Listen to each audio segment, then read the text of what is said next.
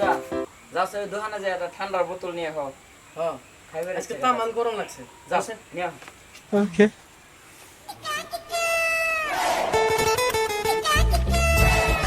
দোকানে ভাই একটা ঠান্ডা দাও। আমি না যে ধরো ঠান্ডা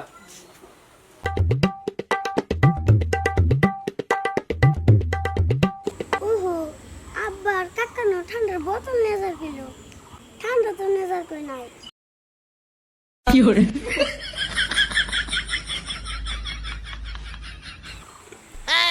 এবার হইছে যাই